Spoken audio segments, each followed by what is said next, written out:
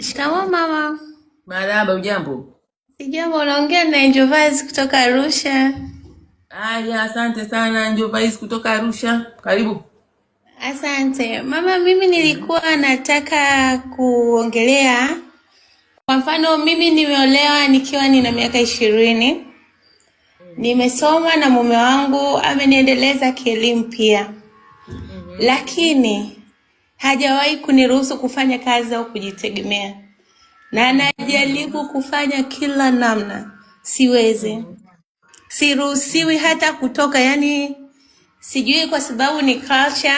Nimeolewa na Muhindi, sio Mtanzania. I think culture yao haitaki wanawake kufanya kazi, lakini ukiangalia kuna jamii pia inayotuzunguka, kuna wazazi wanazeeka, unatamani upate uingize wewe, lakini upati hiyo, uruhusiwi kwanza. So watu kama sisi tunafanyaje? Wewe ndio ulichagua ukaapa ukasema huyu ni wa kwangu wa kufanana naye wa kufa na kuzikana. Sasa tunakusaidia.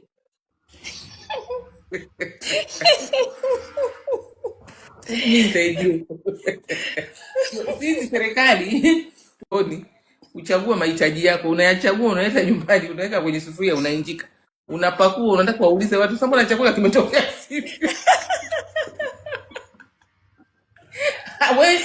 Wewe tukutakie kila laheri na kukuombea kwa Mungu wakati ninaendelea kuongea naye ili aelewe.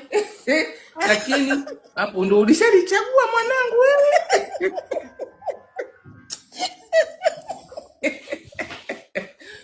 Sisi kwetu ni kukupigia magoti. Umesikia? Amina. Umenielewa?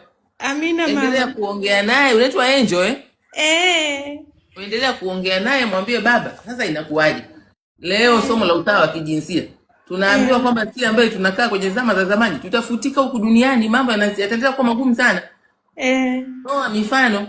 Hata mume wangu, wewe siku umetokea labda umechoka, nguvu zimeisha, usimwambie utakufa, atakwambia kwa nini usife wewe? Nguvu zimeisha, kwanza nguvu zitaisha mapema, hamna kukusaidia, mahitaji yataendelea kuhitajika. Sasa nani ataongezea nguvu humo ndani?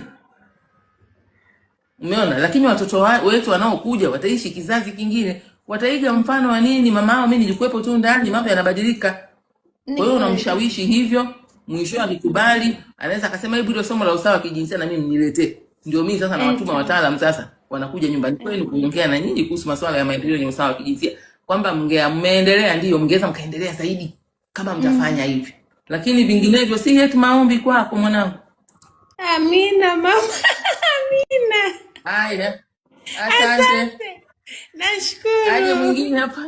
Haya, asante.